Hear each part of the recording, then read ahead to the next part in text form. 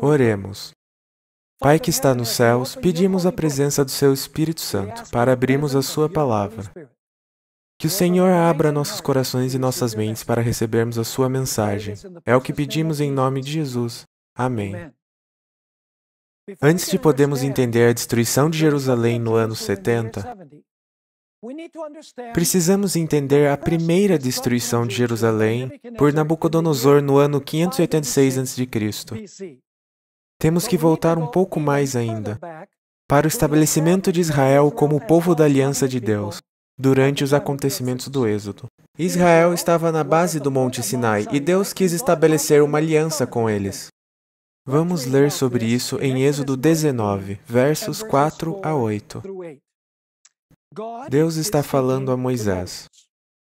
Vós tendes visto o que fiz aos egípcios, como vos levei sobre asas de águias e vos trouxe a mim. Agora, pois, se diligentemente ouvirdes a minha voz e guardardes a minha aliança, então sereis a minha propriedade peculiar dentre todos os povos, porque toda a terra é minha. E vós me sereis um reino sacerdotal e o povo santo. Então Deus disse a Moisés: Estas são as palavras que falarás aos filhos de Israel. Deus está oferecendo fazer uma aliança com Israel. E ele diz: Se ouvirdes minha voz e guardardes meus mandamentos, então sereis meu povo. Continuando, veio Moisés, chamou os anciãos do povo e expôs diante deles todas essas palavras que o Senhor lhe havia ordenado. Então foi explicado aos anciãos, e os anciãos explicaram ao povo. E nós lemos no verso 8, E o povo respondeu a uma só voz: Tudo o que o Senhor falou, nós faremos. Em outras palavras, nós aceitamos formar uma aliança. Então, Moisés repassa a resposta para Deus. Está escrito: E Moisés relatou ao Senhor as palavras do povo. Deus também pediu a Israel construir um tabernáculo no deserto, para que ele possa morar com eles. Achamos isso em Êxodo capítulo 25, verso 8. Lá está escrito: E me farão um santuário, para que eu possa habitar no meio deles. Quando o tabernáculo foi concluído, a gloriosa Shekinah, a presença de Deus, entrou no tabernáculo. Lemos isso em Êxodo capítulo 40, versos 34 e 35. Está escrito: Então a nuvem cobriu a tenda da congregação, e a glória do Senhor encheu o tabernáculo. Moisés não podia entrar na tenda da congregação, porque a nuvem permanecia sobre ela, e a glória do Senhor enchia o tabernáculo. Um tempo depois, Israel entra na Terra Prometida. Na verdade, levou 40 anos. Mas comparado com os períodos de tempo que estamos falando, é apenas um curto intervalo. 40 anos depois, Israel entra na Terra Prometida. E um tempo depois, Salomão constrói um templo sólido para o Senhor. Não era mais um tabernáculo que poderia ser desconstruído e movido. E quando o templo foi concluído, Deus mais uma vez manifestou a sua glória Shekinah entrando no templo. Encontramos isso em 1 Reis, capítulo 8, versos 10 e 11. Está escrito: Tendo o sacerdote saído do santuário, uma nuvem encheu a casa do Senhor, de tal sorte que os sacerdotes não puderam permanecer ali para ministrar, por causa da nuvem, porque a glória do Senhor enchera a casa do Senhor. Deus queria morar com o seu povo, e Ele queria que o povo fosse fiel à aliança e obedecesse à sua voz. Porém, 800 anos de apostasia se seguiram depois que a Shekinah entrou no tabernáculo do deserto. Em 2 Crônicas, capítulo 36, verso 14 até o verso 16, nós encontramos uma descrição da infidelidade de Israel para com a aliança. Está escrito essas palavras: Também todos os chefes dos sacerdotes e o povo aumentavam mais e mais as transgressões. Segundo todas as abominações, foque nessa palavra, segundo todas as abominações dos gentios, e contaminaram a casa que o Senhor tinha santificado em Jerusalém. O Senhor, Deus de seus pais, começando de madrugada, falou-lhes por intermédio dos seus mensageiros, porque se compadecera do seu povo e de sua própria morada. Eles, porém, zombavam dos mensageiros, desprezavam as palavras de Deus e mofavam dos seus profetas, até que subiu a ira do Senhor contra o seu povo, e não houve remédio algum. Então o povo quebrou a aliança, eles desobedeceram a Deus, eles praticaram as abominações dos gentios. E eles zombaram dos mensageiros de Deus, e eles rejeitaram os profetas do Senhor. Israel virou uma prostituta ao praticar as abominações das nações à sua volta. Isso não estava acontecendo nas nações pagãs. Isso estava acontecendo entre o povo professo de Deus, por aqueles que diziam servir o verdadeiro Deus. Encontramos em Ezequiel capítulo 16, versos 15, depois verso 22 e 30, como Israel se apostatou do Senhor. Está escrito no verso... Na verdade, vamos começar com o verso 21. Mas confiaste na tua formosura, e te corrompeste por causa da tua fama, e prostituías-te a todo o que passava, para seres dele. E lá vem a palavra-chave. E em todas as tuas abominações, e nas tuas prostituições, não te lembraste dos dias da tua mocidade. E fala em linguagem figurada, quando tu estavas nua e descoberta, e revolvida no teu sangue. Quão fraco é o teu coração, diz o Senhor Deus, fazendo tu todas as coisas, obras de uma meretriz imperiosa. Note como o povo de Deus é comparado a uma meretriz. Eles estavam praticando as abominações das nações vizinhas. E esse era o povo que tinha professado ter entrado em uma aliança com Deus. O profeta Ezequiel, em capítulo 16, verso 2, mais uma vez repete que o povo estava participando nas abominações das nações. É isso que fez de Israel uma prostituta. Está escrito em Ezequiel 16, 2, Filho do homem, faze conhecer a Jerusalém as suas abominações. Jeremias e Ezequiel, ambos falam sobre abominações em Jerusalém. Jeremias profetizou antes do primeiro cerco de Jerusalém por Nabucodonosor. E Ezequiel foi então levado para a Babilônia, e lá ele profetizou. Então eles estão dentro deste contexto histórico da destruição de Jerusalém por Nabucodonosor no ano 586 a.C. E por causa da prostituição de Israel, e por causa dela ter praticado as abominações das nações, Deus veio julgar o povo de Jerusalém, que é o povo de Israel, o reino inteiro. Encontramos em Ezequiel capítulo 1, verso 4, que Deus veio do norte para julgar o seu povo.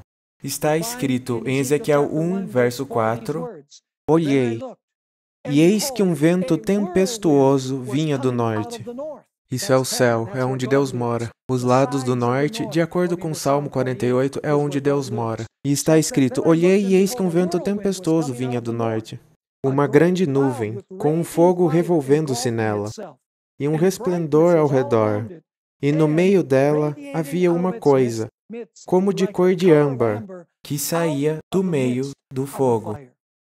Deus estava vindo julgar Jerusalém, que na verdade é uma palavra que representa todo Israel, todo o povo escolhido de Deus naquela época. Ezequiel capítulo 8 é chamado de o capítulo das abominações. O motivo disso é que Deus mostra a Ezequiel as abominações sendo praticadas entre o povo professo de Deus. E Ezequiel pensa, isso é terrível. E Deus diz, você ainda não viu nada, eu vou te mostrar coisas piores. E o processo continua. E o capítulo termina com a maior de todas as abominações que está sendo cometida entre aqueles que professavam ser seu povo. Encontramos em Ezequiel, capítulo 8, versos 16 a 18, que a abominação avassaladora estava sendo cometida. Eu vou ler, começando no verso 16. E me levou para o átrio interior da casa do Senhor. E eis que estavam à entrada do templo do Senhor, entre o pórtico e o altar, cerca de 25 homens, de costas para o templo do Senhor, e com os rostos para o oriente. E eles, virados para o oriente, adoravam o sol. A pior abominação era praticar adoração ao sol. Quero que vocês lembrem desses detalhes. Verso 17. Então me disse: Vês isto, filho do homem? Há porventura coisa mais leviana para a casa de Judá do que tais, a palavra de novo, abominações que fazem aqui? Havendo enchido a terra de violência, tornam a irritar-me. E ei-los a chegar o ramo ao seu nariz. Por isso também eu os tratarei com furor. O meu olho não poupará, nem terei piedade. Ainda que me gritem aos ouvidos com grande voz, contudo não os ouvirei. Eles estavam praticando as abominações, as idolatrias das nações, e a pior delas era virar suas costas para o templo do Senhor e terem adorado ao Deus Sol. Agora, como que o povo chegou nessa condição? Foi por causa dos seus líderes. Leia Jeremias, capítulo 5, verso 31. Lembrem que o profeta Jeremias viveu antes de Daniel e seus amigos irem para a Babilônia, durante o primeiro tempo de captividade. Foram 3 tempos, nos anos 605, 597 e 586. Jeremias, capítulo 5, verso 31, está escrito: Os profetas profetizam falsamente, e os sacerdotes dominam pelas mãos deles. E o meu povo assim o deseja. Mas, que fareis ao fim disso? Então o problema era que os profetas profetizavam falsamente e os sacerdotes dominavam pelas próprias mãos. O povo tinha parte, está escrito, e o meu povo assim o deseja. Eles se cercaram de sacerdotes e profetas que diziam só aquilo que eles queriam escutar. Então Deus prometeu que destruição viria aos 4 cantos da terra. Isso está escrito em Ezequiel capítulo 7, versos 1 e 2. Depois veio a mim a palavra do Senhor, dizendo: E tu, ó filho do homem, assim diz o Senhor Deus acerca da terra de Israel: Vem o fim vem sobre os 4 cantos da terra. Não se esqueça disso, 4 cantos da terra. Todos esses detalhes nós veremos de novo mais tarde, quando falarmos sobre a segunda destruição de Jerusalém e a destruição final do mundo. Está escrito, mais uma vez, vem o fim vem sobre os 4 cantos da terra. Agora vem o fim sobre ti, e enviarei sobre ti a minha ira, e te julgarei conforme os teus caminhos. E trarei sobre ti todas as tuas, a palavra de novo, abominações. Porém, nem todo mundo na cidade estava em apostasia. Havia pessoas fiéis na cidade de Jerusalém. Em outras palavras, tinham 2 grupos: aqueles que eram realmente fiéis e aqueles que estavam praticando as abominações das nações. E antes da destruição sobrevir, era necessário fazer um trabalho de separação. Separar os justos dos injustos. Separar os adoradores do sol daqueles que adoravam o Deus Criador. Perceba, em Jerusalém tinha um povo dentro do povo. Havia um pequeno remanescente fiel dentro da cidade. Quero que se lembre disso. Eu vou me adiantar um pouco agora. No livro de Apocalipse, também há um grupo que chora e geme. Está em Apocalipse capítulo 18, por causa das abominações que a prostituta do capítulo 17 está cometendo. Então vamos perceber também que a destruição está vindo dos 4 cantos da terra. Também tem o detalhe de que há um selamento na testa antes da destruição chegar. Apocalipse está conectado com o que estamos estudando aqui. Quero que você leia agora comigo Ezequiel capítulo 9, verso 1 até verso 7. E lá está a descrição do julgamento de separação. A separação daqueles que adoram o Criador, daqueles que adoram o Deus Sol. Ezequiel 9, versos 1 até o 7. Então me gritou aos ouvidos com grande voz, dizendo: Fazei chegar os intendentes da cidade, cada um com suas armas destruidoras na mão. E eis que viam 6 homens a caminho da porta superior, que olha para o norte, cada um com sua arma destruidora na mão. E entre eles um homem vestido de linho, com um tinteiro de escrivão à sua cintura. E entraram, e se puseram junto ao altar de bronze. E a glória do Deus de Israel se levantou de sobre o querubim, sobre o qual estava, indo até a entrada da casa. E clamou ao homem vestido de linho: que tinha o tinteiro de escrivão à sua cintura. E disse-lhe o Senhor: Agora vem o julgamento de separação. Antes da destruição, vai haver uma separação dos adoradores do sol daqueles que adoram o Criador. Está escrito, de novo, verso 4, e disse-lhe o Senhor: Passa pelo meio da cidade, que é onde professa o povo de Deus está, pelo meio de Jerusalém, e marca com um sinal as testas dos homens que suspiram e gemem por causa de todas as abominações que se cometem no meio dela. Perceba mais uma vez a palavra-chave, abominação. Verso 5.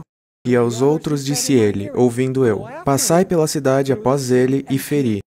Não poupe o vosso olho, nem vos compadeçais. Matai velhos, jovens, virgens, meninos e mulheres, até exterminá-los. Mas a todo homem que tiver o sinal, não vos chegueis. E começai pelo meu santuário. Isso significa pelos líderes. E começaram pelos homens mais velhos que estavam diante da casa. E disse-lhes: Contaminai a casa e enchei os átrios de mortos. Saí. E saíram e feriram a cidade. Mas antes disso, outra coisa aconteceu. Eu só li essa passagem porque eu quero que você veja, antes que a destruição aconteça, antes que Deus derrame sua ira, ocorreu uma obra de selamento, onde um selo ou uma marca foi posta na testa, para separar o justo do injusto. Então, quando Nabucodonosor destruiu a cidade, os justos foram os que sobreviveram à destruição. Assim como no livro de Apocalipse, os 144.000 vão sobreviver à destruição final. Antes da cidade ter sido destruída, a Shekinah, que habitava no templo, agora departiu do templo. Ezequiel 10, versos 18 e 19. Lá está a saída da Shekinah. Veja, no capítulo 1, Deus, a glória de Deus, vem do céu, do norte, para entrar no templo e fazer um julgamento. Agora, quando esse julgamento acabar, aí a Shekinah vai deixar o templo desolado. Vamos para Ezequiel 10, versos 18 e 19. Então saiu a glória do Senhor de sobre a entrada da casa e parou sobre os querubins. E os querubins alçaram as suas asas e se elevaram da terra aos meus olhos. E quando saíram, as rodas os acompanhavam, e cada um parou na entrada oriental da casa do Senhor. E a glória do Deus de Israel estava em cima, sobre eles. Então eles saíram do santuário, eles estão no portão do lado leste do templo. Então a glória sai do templo e fica parada por algum tempo sobre o Monte das Oliveiras, leste de Jerusalém. Agora, no capítulo 11, versos 22 e 23, do livro de Ezequiel, está escrito: Então os querubins elevaram as suas asas, e as rodas os acompanhavam, e a glória do Deus de Israel estava em cima deles. E a glória do Senhor se alçou desde o meio da cidade. Em outras palavras, a Shekinah saiu do templo. E agora ela vai ficar parada por alguns momentos, em cima do Monte das Oliveiras, leste da cidade. No verso 23, e a glória do Senhor se alçou do meio da cidade, e se pôs sobre um monte que está ao oriente da cidade. Então agora a cidade foi abandonada. A Shekinah saiu do templo. E agora as abominações vão resultar na desolação da cidade, pelas mãos de Nabucodonosor. Mas eu quero que você perceba que há um selamento, e quando esse selamento acaba, a Shekinah sai do templo, fica um pouco no portão leste, depois sai e fica um pouco no Monte das Oliveiras, e aí vai para o céu. E a cidade está agora abandonada, e as abominações vão levar até a desolação. E quem é que veio contra a cidade de Jerusalém? Ninguém menos que o rei Nabucodonosor. E sabia que a Bíblia descreve Nabucodonosor como uma águia vindo para destruir a cidade? Vamos ler vários versos que mostram a Babilônia e o rei Nabucodonosor como uma águia vindo para destruir a cidade. Jeremias capítulo 4, verso 13. Está escrito: Eis que virá subindo como nuvens, e os seus carros como a tormenta. Os seus cavalos serão mais ligeiros do que as águias. Ai de nós, que somos assolados. Lamentações, capítulo 4, verso 19. De novo. A propósito, as lamentações foram cantadas quando Os judeus estavam sendo levados prisioneiros da cidade de Jerusalém até Babilônia, para depois serem dispersados. Na verdade, o livro de Lamentações está escrito no que é conhecido como a métrica Quiná. A métrica Quiná é um estilo literário que é usado em cânticos fúnebres. Então, o livro de Lamentações foi escrito por Jeremias enquanto os judeus estavam sendo levados cativos para a Babilônia. Eles estavam chorando enquanto cantavam essas canções. Lamentações capítulo 4, verso 19. Os nossos perseguidores foram mais ligeiros do que as águias dos céus. Veja, de novo os exércitos babilônios que destruíram Jerusalém são comparados com águias. Sobre os montes nos perseguiram, no deserto nos armaram ciladas. Abacuque, capítulo 1, verso 8. Mais uma vez, compara a invasão por Babilônia como a chegada de uma águia. Está escrito, e os seus cavalos são mais ligeiros que os leopardos, e mais espertos que os lobos à tarde. E os seus cavaleiros espalham-se por toda parte. Os seus cavaleiros virão de longe, voarão como águias que se apressam a devorar. Não posso evitar mencionar aqui que em Mateus 24, 28 está escrito que onde estiver o cadáver, ali estarão as águias. Estou me adiantando de novo. Quero que comece a pensar em tipologia. O que aconteceu, acontecerá de novo. Também em Daniel capítulo 7, verso 4, Babilônia é comparada como um leão com asas de águia. Está escrito em Daniel capítulo 7, verso 4, o primeiro era como leão e tinha asas de águia. E aqueles que fizeram a escavação da antiga cidade de Babilônia, eles encontraram nas entradas esfinges de leões com asas de águias. Então, a tomada de Nabucodonosor da cidade por causa das suas abominações é comparada com uma águia. Agora, a cidade, quando ela foi cercada pelo rei Nabucodonosor, sofreu de 3 diferentes pragas ou punições. Vamos para Jeremias 32, verso 24. Capítulo 32, verso 24. Eis, aqui os valados já vieram contra a cidade para tomá-la. E a cidade está entregue na mão dos caldeus, que pelejam contra ela. E agora as 3 punições. Pela espada, que significa guerra, pela fome e pela pestilência. Essas são as mesmas 3 coisas que são mencionadas em Mateus capítulo 24 em relação à segunda destruição de Jerusalém. Agora, eu quero que você vá para 2 Crônicas capítulo 36, dos versos 17 a 21, onde de fato a destruição da cidade é descrita. Está escrito: porque fez subir contra eles o rei dos caldeus, o qual matou os seus jovens à espada. Isso me lembra de Ezequiel 9, terminologia bem semelhante. O qual matou os seus jovens à espada, na casa do seu santuário. E não teve piedade nem dos jovens, nem das donzelas, nem dos velhos, nem dos decrépitos. A todos entregou na sua mão. E todos os vasos da casa de Deus, grandes e pequenos, os tesouros da casa do Senhor, e os tesouros do rei e dos seus príncipes, tudo levou para a Babilônia. E queimaram a casa de Deus, e derrubaram os muros de Jerusalém, e todos os seus palácios queimaram a fogo, destruindo também todos os seus preciosos vasos. E os que escaparam da espada levou para a Babilônia, e fizeram-se servos dele e de seus filhos, até o tempo do reino da Pérsia, para que se cumprisse a palavra do Senhor pela boca de Jeremias, até que a terra se agradasse dos seus sábados. Todos os dias da assolação repousou, até que os 70 anos se cumpriram.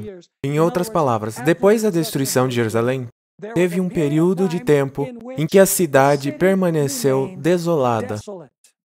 Flávio Joséfos também relata que o livro de Lamentações foi cantado enquanto o povo agonizava sobre a destruição da cidade e estavam sendo levados cativos. Agora, veja aqui também em Jeremias capítulo 25, que as abominações que o povo estava cometendo levou à desolação. Também em Mateus 24 temos a abominação da desolação. A abominação é um sinal. É um sinal de que a desolação ou destruição está vindo. Quero que vá para Jeremias 25. Leremos os versos 8 e 9.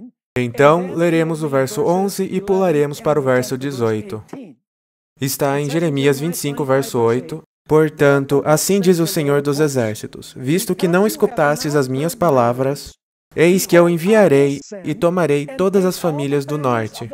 Isso está falando da Babilônia, porque a Babilônia veio para a terra sagrada do norte. Portanto, assim diz o Senhor dos Exércitos, visto que não escutastes as minhas palavras, eis que eu enviarei e tomarei a todas as famílias do norte, como também a Nabucodonosor, rei de Babilônia, meu servo, e os trarei sobre essa terra, e sobre os seus moradores, e sobre todas essas nações em redor, e os destruirei totalmente, e farei que sejam objeto de espanto e de assobio, e de perpétuas, perceba a palavra, desolações. Verso 11. E toda essa terra virá a ser uma, palavra-chave de novo, desolação, e um espanto. E estas nações servirão ao rei de Babilônia 70 anos. Verso 18. A Jerusalém e as cidades de Judá e a seus reis e aos seus príncipes para fazer deles uma, palavra de novo, desolação, um espanto, um assobio e uma maldição, como hoje se vê. Então perceba, Deus vem do norte para julgar a Jerusalém. E quando ele julga Jerusalém, ele põe uma marca nas testas daqueles que suspiram e gemem por causa das abominações que são cometidas. Esses são os adoradores do Deus Criador. Do outro lado, temos os indivíduos que estão adorando o sol. Eles são os ímpios na cidade. Então, a Shekinah sai, vai para o lado leste do santuário. Então, ela fica um pouco no Monte das Oliveiras. E aí volta para o céu. A cidade está agora abandonada da glória de Deus. A cidade está agora pronta para a desolação. Por causa das abominações, agora a cidade vai sofrer desolação. Agora, por que isso aconteceu? Foi porque eles não escutaram a voz dos verdadeiros profetas. Encontramos em Jeremias 25, versos 3 e 4, Jeremias fala sobre os falsos profetas. Eles diziam, não vai ter nenhuma destruição, Deus está com essa cidade. Não escuta o que esses profetas dizem. Jeremias foi posto na prisão, eles odiavam ele. Seu livro foi queimado, inclusive. Veja o que está escrito em Jeremias 25, versos 3 e 4. Desde o ano 13 de Josias, filho de Amon, rei de Judá, até o dia de hoje, período de 23 anos, tem vindo a mim a palavra do Senhor. E vô-la tenho anunciado, madrugando e falando, mas vós não escutastes. Também vos enviou o Senhor todos os seus servos, os profetas, madrugando e enviando-os, mas vós não escutastes, nem inclinastes os vossos ouvidos para ouvir. Agora, tem outra coisa que precisamos analisar, antes de falarmos da restauração de Israel depois do cativeiro. Um dos principais motivos da cidade ter sido destruída era porque o povo estava desrespeitando o Santo Sábado. Na verdade, o principal motivo da cidade ter sido destruída é porque eles estavam pisando o Santo Sábado. Aí você me pergunta, onde a Bíblia diz isso? Jeremias capítulo 17. Leremos os versos 24, 25 e aí pularemos para o verso 27. Deus diz ao seu povo, mas se vós diligentemente me ouvirdes, diz o Senhor, não introduzindo cargas pelas portas dessa cidade no dia de sábado, e santificardes o dia de sábado, isso significa separar para Deus o sábado, não fazendo nele obra alguma, então entrarão pelas portas dessa cidade reis e príncipes, que se assentem sobre o trono de Davi, andando em carros e em cavalos, e eles e seus príncipes, os homens de Judá e os moradores de Jerusalém. E essa cidade será habitada para sempre. Deus diz, se você guardar e santificar o sábado, a cidade ficará para sempre. Mas tem a outra face da moeda. Verso 27. Mas se não me ouvirdes para santificardes o dia de sábado, e para não trazer descarga alguma quando entrardes pelas portas de Jerusalém, no dia de sábado. Então acenderei fogo nas suas portas, o qual consumirá os palácios de Jerusalém, e não se apagará. Em outras palavras, desrespeitar o sábado foi um dos principais motivos para a destruição de Jerusalém. Depois do cativeiro, Neemias teve que repreender os judeus de novo, porque eles estavam fazendo o que eles fizeram antes do cativeiro, o que culminou na destruição de Jerusalém. Veja em Neemias capítulo 13, versos 15 a 18. Neemias escreve, naqueles dias vi em Judá os que pisavam lagares ao sábado. Eles estavam trabalhando no sábado. E traziam feixes que carregavam sobre os jumentos, como também vinho, uvas e figos, e toda espécie de cargas que traziam a Jerusalém no dia de sábado. E protestei contra eles no dia que estavam vendendo mantimentos. Também habitavam em Jerusalém tírios que traziam peixe e toda a mercadoria, que vendiam no sábado aos filhos de Judá, em Jerusalém. E contendi com os nobres de Judá, e lhes disse: Que mal é este que fazeis, profanando o dia de sábado? Então ele lhes lembra do motivo para o cativeiro. Porventura não fizeram vossos pais assim, e não trouxe o nosso Deus todo esse mal sobre nós e sobre esta cidade? E vós ainda mais acrescentais o ardor de sua ira sobre Israel, profanando o sábado. Muito interessante, o sábado faz parte. Agora, o cativeiro duraria um período de apenas 70 anos. Esse período começa em 605 e termina em 535 a.C.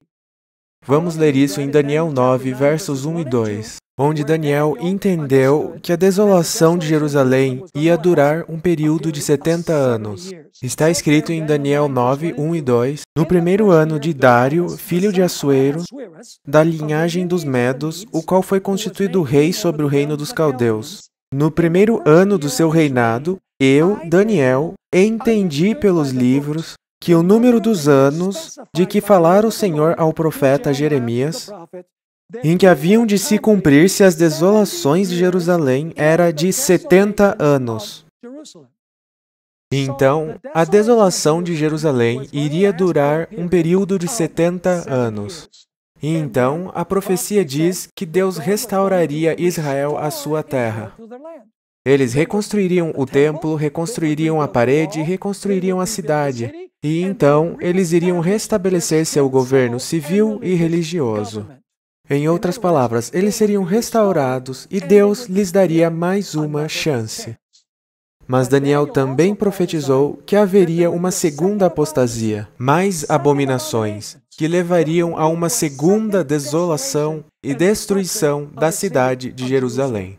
Isso é descrito em Daniel capítulo 9, versos 25 a 27, que eu vou ler agora. E mais uma vez temos as palavras-chave abominação e desolação. Isso não se refere à primeira destruição de Jerusalém por Nabucodonosor, mas à segunda destruição de Jerusalém por outro general pagão chamado Tito e suas legiões romanas. Está escrito em Daniel 9, 25. Sabe e entende, desde a saída da ordem para restaurar e para edificar Jerusalém, até o Messias o príncipe, haverá 7 semanas e 62 semanas. As ruas e o muro se reedificarão, mas em tempos angustiosos. E depois das 62 semanas... entende-se que é depois das 62 e das 7, o que dá 69 semanas. E usando o princípio ano-dia, 69 semanas é 483 anos. Em outras palavras, depois de 483 anos, o Messias viria. Aí está escrito no verso 26, depois das 62 semanas será cortado o Messias, mas não para si mesmo. E aí ele fala de uma segunda destruição de Jerusalém. E o povo do príncipe que há de vir destruirá a cidade e o santuário. Isso não é a primeira destruição, é a segunda destruição. Está escrito, e o povo do príncipe que há de vir destruirá a cidade e o santuário. Agora, quem é esse povo do príncipe? O povo do príncipe são os judeus. Quem é o príncipe? O príncipe é Jesus. Espera um pouco, você está me dizendo que os judeus... que são o povo do príncipe, o povo de Jesus, os judeus, destruiriam sua própria cidade e santuário? Sim. Eu queria ter tempo de entrar nesse assunto e provar pela Escritura que, na verdade, Deus destruiu Jerusalém pela segunda vez. Mas também há textos que dizem que Deus enviou seus exércitos. Isso é uma parábola em Mateus 22. E também está escrito que por causa dos pecados e abominações dos judeus, eles trouxeram destruição para sua cidade. Então, é Deus usando exércitos para destruir aqueles que quebram sua aliança. Vamos continuar lendo. Verso 26 de novo. Depois das 62 semanas será cortado o Messias, mas não para si mesmo. E o povo do príncipe que há de vir, destruirá a cidade e o santuário.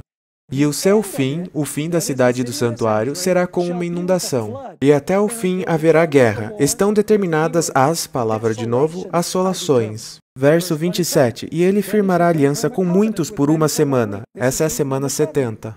E no meio da semana fará cessar o sacrifício e a oblação. Essa é a morte de Cristo, o fim do sistema sacrificial. Agora as palavras-chave. Verso 27. E ele firmará aliança com muitos por uma semana. E na metade da semana fará cessar o sacrifício e a oblação. E sobre a asa das abominações... Sobre a asa das abominações virá quem? O assolador. Temos abominação e desolação. Isso está falando dos exércitos romanos. Está escrito que virá o assolador, e isso até a consumação. E o que está determinado, será derramado sobre a palavra de novo, assolador.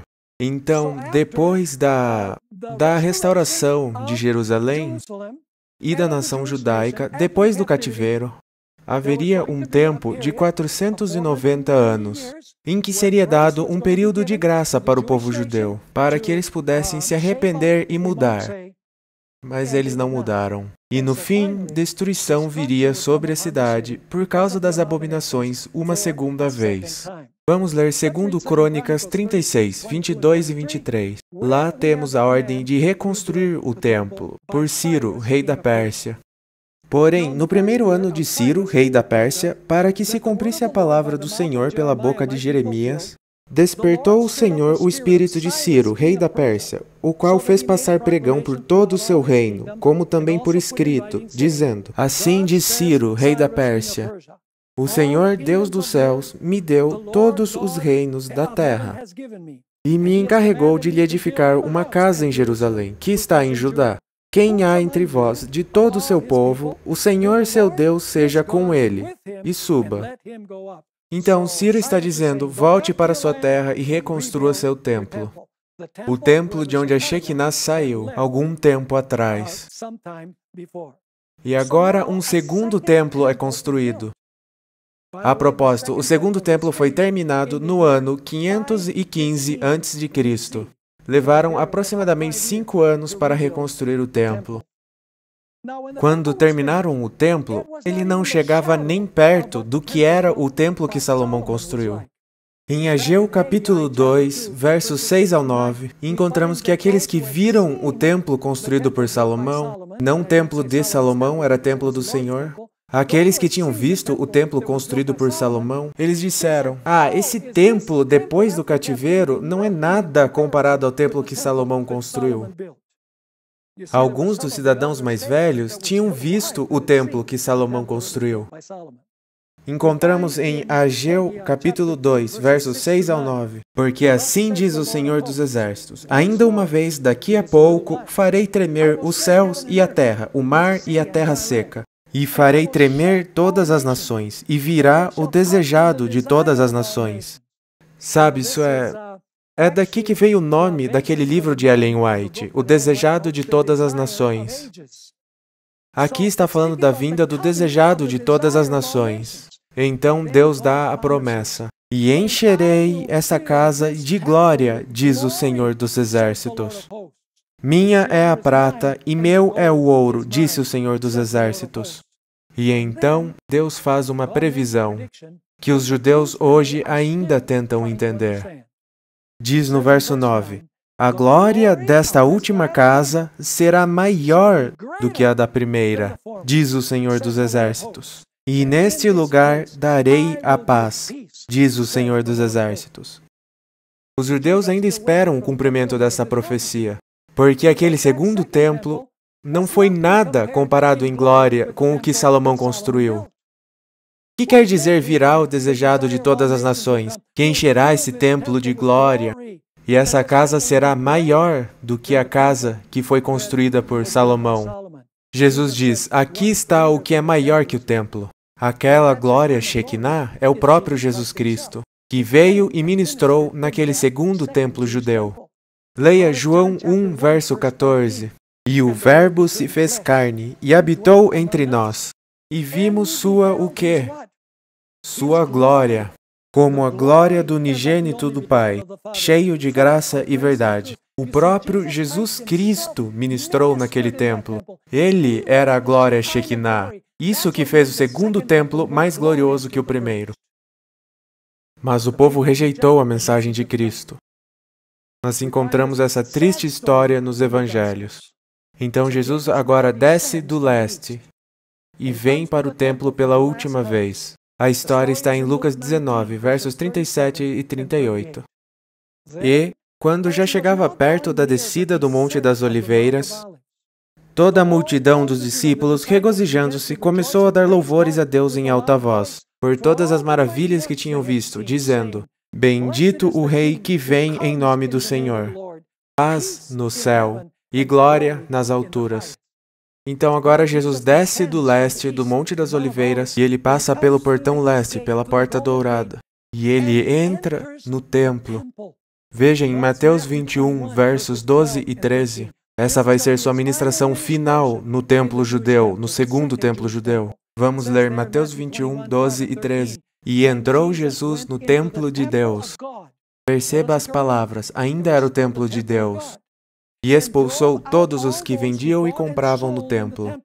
E derribou as mesas dos cambistas e as cadeiras dos que vendiam pombas.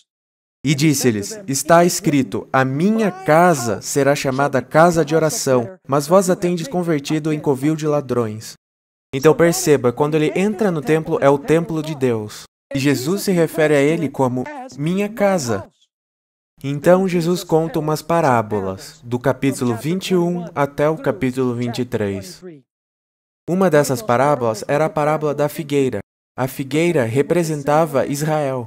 Ele viu uma figueira à distância e disse a seus discípulos: Vamos lá, vamos comer, porque a figueira tinha folhas, e se ela tinha folhas, ela deveria ter frutos. Mas quando ele chega na figueira, ela não tem absolutamente nenhum fruto. Então Jesus amaldiçoa a figueira, que representa Israel. Está escrito em Mateus capítulo 21, verso 18 e o 19 também. E de manhã, voltando para a cidade, teve fome. E vendo uma figueira perto do caminho, foi a ela e não achou nada senão folhas. E disse a ela: Nunca mais nasça fruto de ti, para sempre. E a figueira se secou imediatamente. Jesus também contou a parábola dos trabalhadores da vinha. Então, o que foi que Jesus disse quando a figueira morreu e se secou? A figueira representava a nação judaica. Aquilo foi um jeito de Jesus dizer que o plano de Deus para a teocracia hebraica estava chegando ao fim. E a propósito, o Evangelho de Marcos diz que a figueira foi secada pelas raízes. Jesus disse: Nunca mais você será a nação escolhida para dar frutos. A parábola dos trabalhadores da vinha é interessante. Ela está em Mateus 21, do verso 33 ao verso 43. Então vamos ler essa parábola de Jesus e ver qual foi o motivo da destruição de Jerusalém pela segunda vez. Está no verso 33. Ouvi outra parábola. Houve um homem, pai de família, que significa Deus Pai, que plantou uma vinha. A vinha representa o mundo. E circundou-a de um valado e construiu nela um lagar, e edificou uma torre, a torre é o templo, e arrendou-a a uns lavradores, e ausentou-se para longe. E chegando o tempo dos frutos, enviou seus servos aos lavradores, para receber seus frutos. A propósito, esses são os mensageiros que foram enviados a Israel antes do primeiro cativeiro, antes deles terem sido levados cativos para a Babilônia. Então, ele enviou seus servos aos lavradores para receber os frutos. O que fizeram com esses mensageiros? Bom, nós já sabemos, pois já estudamos que eles não ouviram os profetas e não obedeceram à voz do Senhor. Está escrito: E os lavradores, apoderando-se dos servos, feriram um, mataram outro e apedrejaram outro. E depois do cativeiro são mandados mais mensageiros. Verso 36. Depois enviou outros servos, mais que os primeiros, e eles fizeram-lhes o mesmo. E agora veja isso. E por último, enviou-lhes seu filho. Quem é esse filho? É Jesus Cristo, isso é bem óbvio. E, por último, enviou-lhe seu filho, dizendo: terão respeito a meu filho. Mas os lavradores, vendo o filho, disseram entre si: este é o herdeiro. Vamos matá-lo e tomaremos sua herança. E lançando mão dele, o arrastaram para fora da vinha. Jesus morreu fora de Jerusalém. E o mataram. Isso é a morte de Cristo, nas mãos do seu próprio povo. Que abominação poderia ser pior que isso? Então está escrito no verso 40. Quando, pois, Jesus pergunta: vier o Senhor da vinha, que fará aqueles lavradores? Ah, responderam eles, dará afrontosa morte aos maus, e arrendará a vinha a outros lavradores, que a seu tempo lhe deem os frutos. Eles estão pronunciando sua própria sentença. Verso 42. Diz-lhes Jesus: nunca lestes nas Escrituras a pedra que os edificadores rejeitaram, essa foi posta por cabeça da esquina.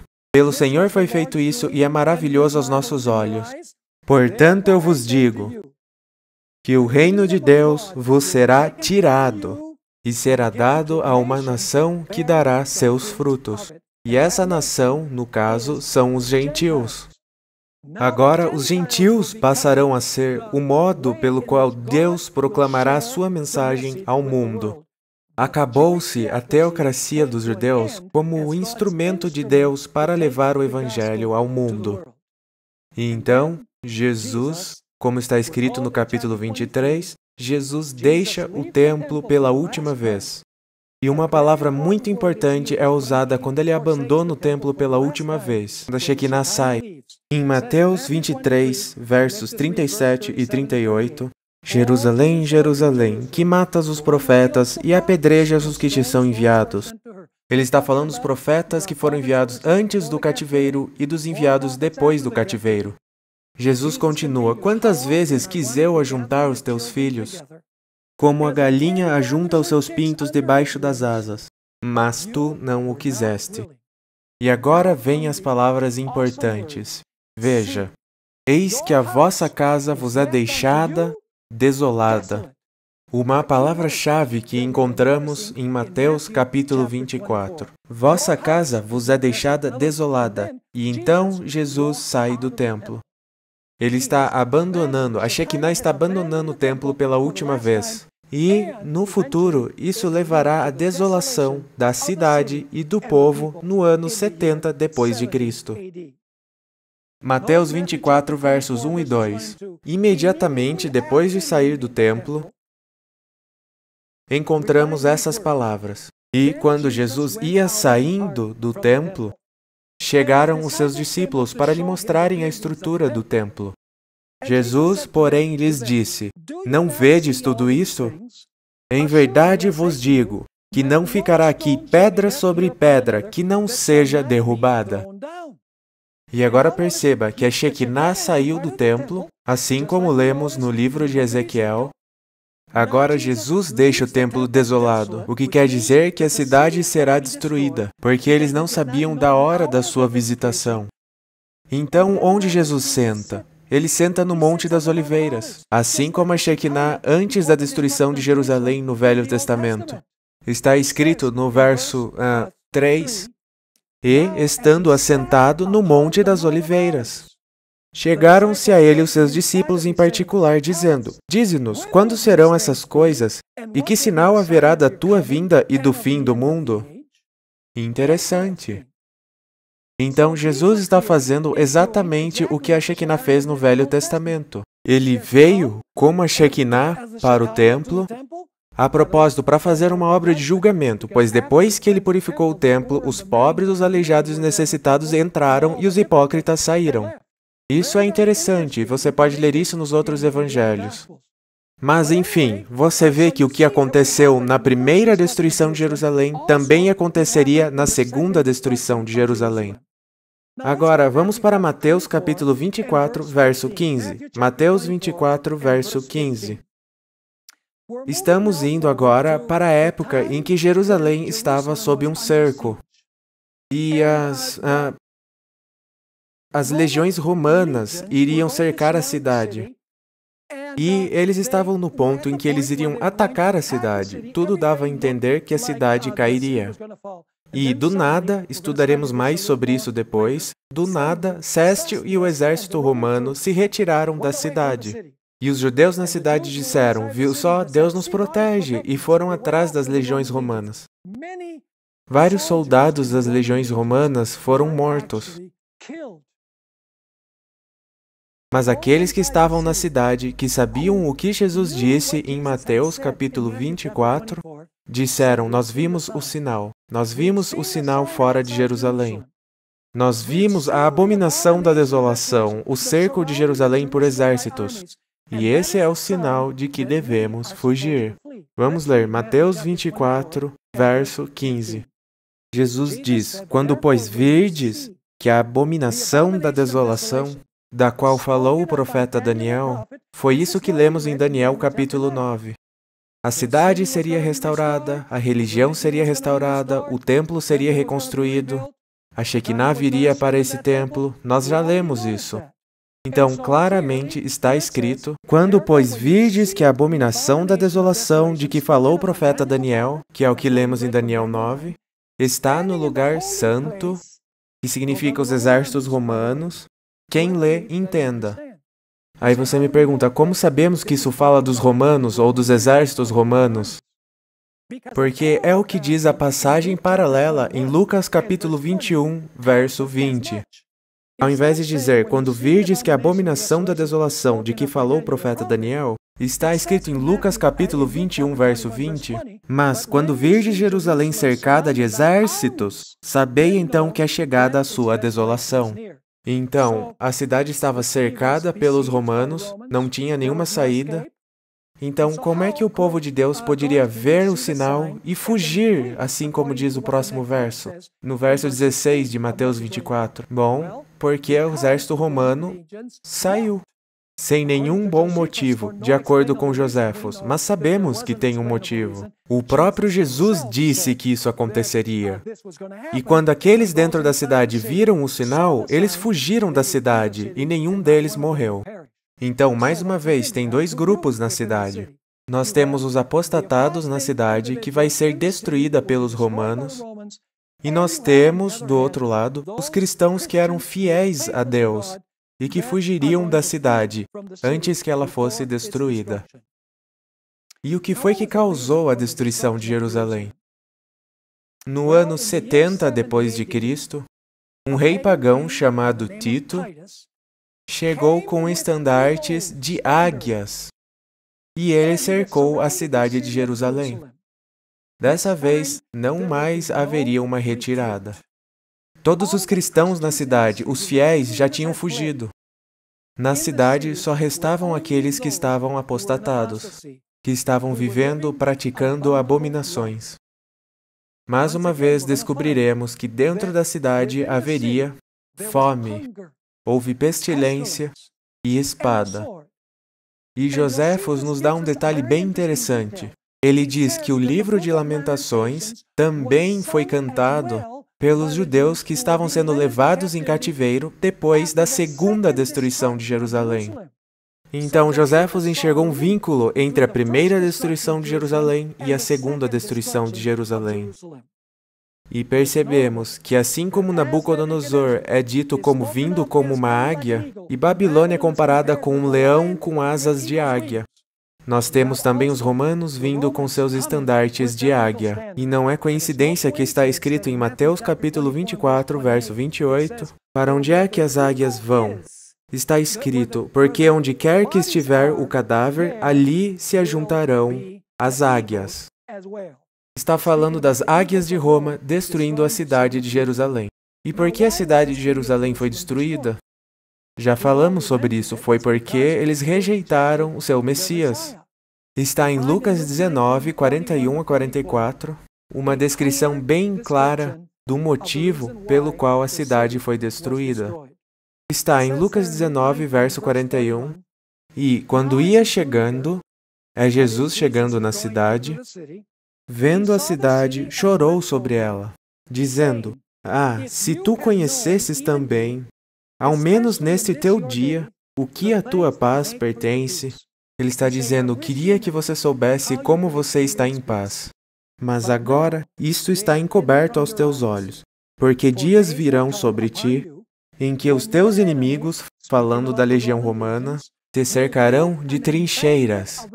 Esse é o cerco romano. E te sitiarão, e te estreitarão de todos os lados, e te derrubarão, a ti e aos teus filhos que dentro de ti estiverem. Perceba, apenas os dentro da cidade. E aí está escrito, e te derrubarão, a ti e aos teus filhos que dentro de ti estiverem. E não deixarão em ti pedra sobre pedra. E agora vem o motivo, pois que não conheceste o tempo da tua visitação. O Messias veio e vocês não o reconheceram. Ele veio para os seus e os seus não o receberam. O que poderia ser uma abominação maior do que isso? A rejeição do Messias. Você diz, bom, nós não rejeitamos o Messias, nós somos cristãos. Sim, mas como já vimos em nossa primeira apresentação, o pecado dos judeus e o pecado do mundo cristão no fim dos tempos são bem parecidos. Os judeus rejeitaram a Cristo, e o mundo cristão rejeitará a lei. Alguns acham que são pecados diferentes? Não são. São o mesmo pecado. Como explicamos isso? É bem simples.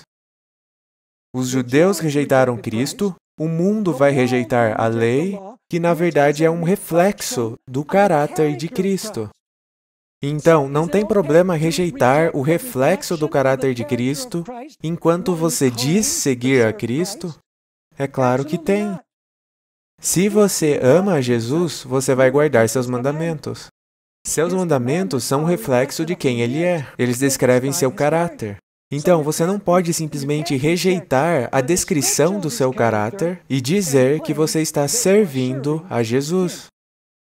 No nosso próximo estudo aqui, nós iremos analisar a fundo o cumprimento histórico de Mateus 24, referindo aos eventos que levaram à destruição de Jerusalém. Estudaremos, se Deus quiser, Mateus capítulo 24, do verso 1 até o verso 14. Dedicaremos uma palestra inteira ao cumprimento das abominações da desolação, literalmente, em Jerusalém, entre o ano 66 e o ano 70. Mas no nosso próximo estudo aqui, veremos o cumprimento histórico de Mateus, capítulo 24, e dos eventos que levaram à destruição de Jerusalém, e à destruição da cidade em si. Então, a primeira destruição de Jerusalém vira um padrão para a segunda destruição de Jerusalém. E ambas essas destruições viram um padrão ou um tipo ou uma ilustração para o que acontecerá com o mundo no final dos tempos, com aqueles que dizem seguir a Cristo e os verdadeiros seguidores de Cristo.